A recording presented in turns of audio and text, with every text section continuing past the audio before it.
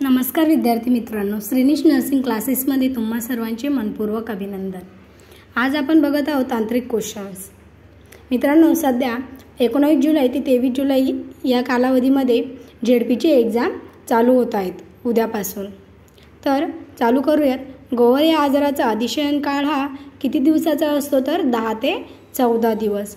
एकदा गोवर झाल्यानंतर पुन्हा होत नाही, कारण की एकदा गोवर झाल्यावर आपल्याला त्याची इम्युनिटी ही आयुष्यभर टिकते।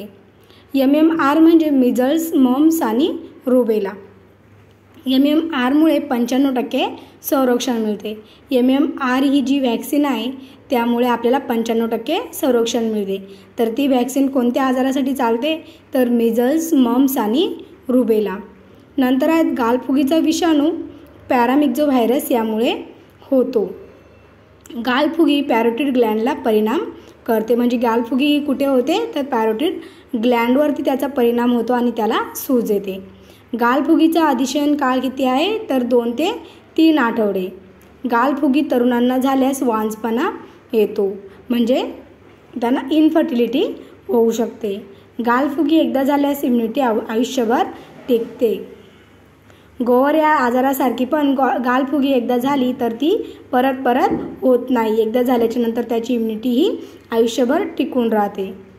नंतर हिपॅटायटिसचा परिणाम यकृतावर होतो।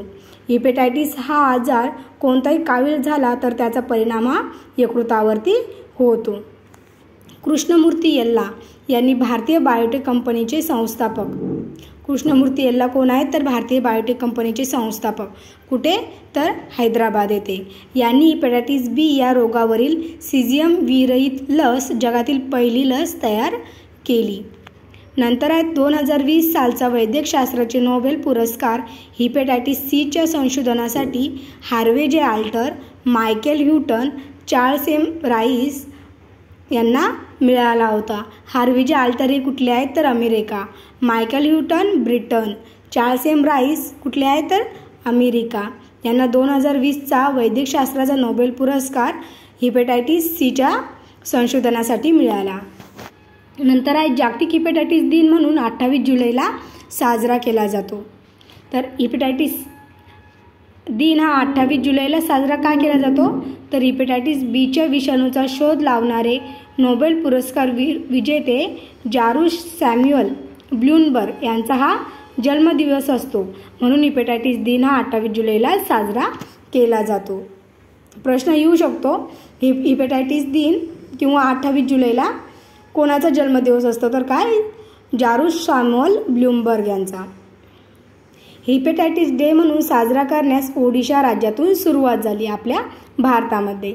हिपॅटायटिस म्हणजे यकृतदाह किंवा यकृताला आलेली सूज, म्हणजे कोणताही हिपॅटायटिस झाला, हिपॅटायटिस ए, बी, सी, तर त्याचा परिणाम हा यकृतावरती होतो। त्यामध्ये यकृताला दाह होऊ शकतो किंवा यकृताला सूजही येऊ शकते। नंतर बघूया, शरीरात साठलेले अतिरिक्त फॅट जास्त प्रमाणामध्ये यकृतात साठवले जाते आणि ते विषासारखे काम करून यकृत निकामी होते।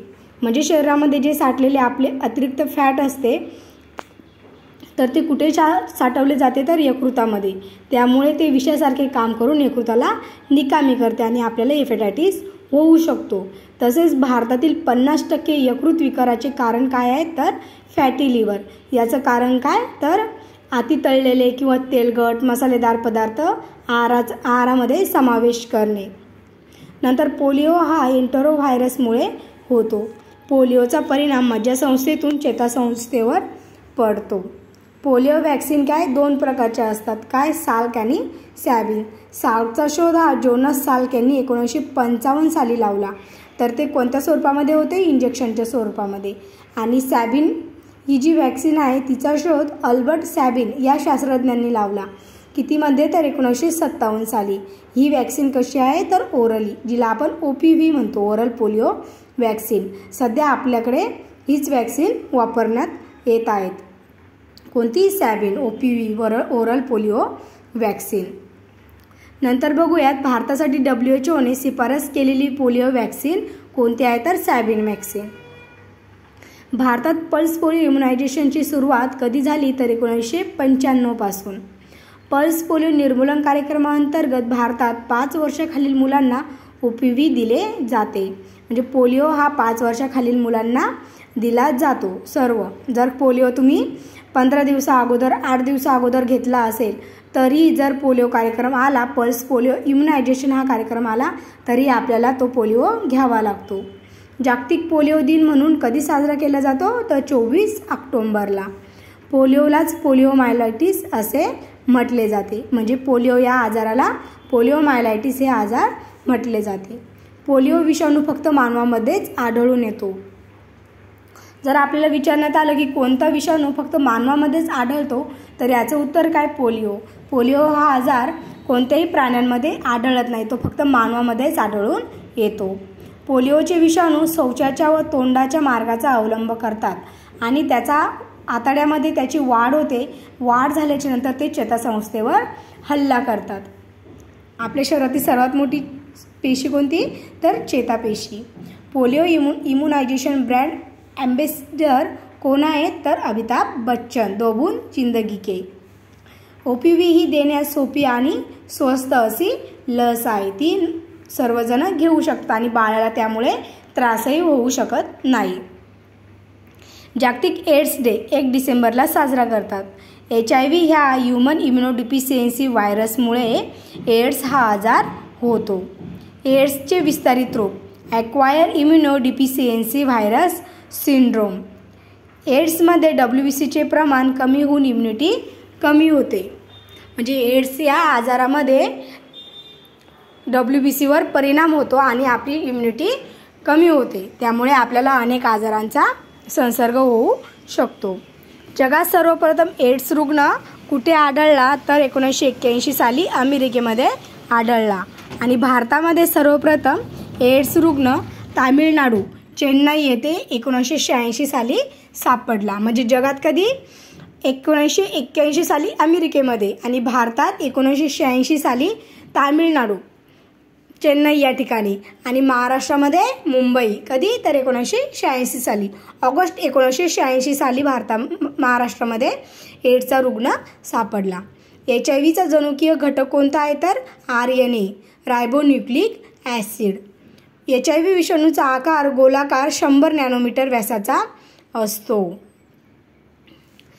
HIV विषाणू हा WBC पैकी CD8 लॅम्फोसाइट प्रकारच्या रक्तपेशीवर हल्ला करतात. त्यामुळे इम्युनिटी पॉवर कमी होऊन इतर रोगाचा संसर्ग होतो. CD8 लॅम्फोसाइट WBCचे हे WBC आहे त्यामध्ये CD8 लॅम्फोसाइटच्या रक्तपेशीवरती HIVचे व्हायरस हे हल्ला करतात आणि आपल्याला इम्युनिटी पॉवर कमी होऊन अनेक रोगाचा संसर्ग होतो. HIV काय आहे तर ॲक्वायर्ड इम्युनो डिफिशियन्सी सिंड्रोम म्हणजे काय ग्रुप ऑफ डिसीज म्हणजे अनेक रोगाचा मिळून बनलेला ग्रुप, त्याला काय म्हणतात सिंड्रोम. HIVची उत्पत्ती चिंपांझी माकडापासून झाली. म्हणजे सर्वप्रथम HIV कोणाला झाला होता तर चिंपांझी नावाच्या माकडाला. कोणत्याही व्यक्तीची रोगप्रतिकार शक्ती ही त्याच्या CD4 लॅम्फोसाइट या रक्तपेशीच्या संख्येवरून मोजली जाते. म्हणजे आपल्याला किती इम्युनिटी पॉवर आहे ही कशावरून ओळखतात तर CD4 लॅम्फोसाइट या रक्तपेशीच्या संख्येवरून ओळखतात. परंतु HIV या आजारामध्ये CD4 लॅम्फोसाइटवरतीच तो विषाणू हल्ला करतो. त्यामुळे आपली इम्युनिटी पॉवर ही कमी होते आणि आपल्याला अनेक रोगाचा संसर्ग होतो. कारण की HIV काय आहे तर सिंड्रोम आहे म्हणजे ग्रुप ऑफ डिसीज. T4 लॅम्फोसाइट्सला CD4 cell, helper T cell किंवा T4 लॅम्फोसाइट, CD4 लॅम्फोसाइट असे म्हटले जाते. म्हणजे त्याला 2-3 नावं आहेत. T4 lymphocyte, CD4 cell, helper T sale.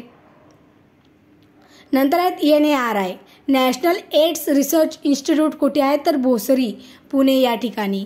NACO National AIDS Control Organisation कुठे आहे तर दिल्ली या ठिकाणी. MSACH Maharashtra State AIDS Control Society कुठे आहे मुंबईमध्ये वडाळा या ठिकाणी. मित्रांनो, असेच नवनवीन व्हिडिओ पाहण्यासाठी श्रीनिश नर्सिंग क्लासेसला सबस्क्राईब करा आणि बेल आयकॉनवरती क्लिक करायला विसरू नका. धन्यवाद.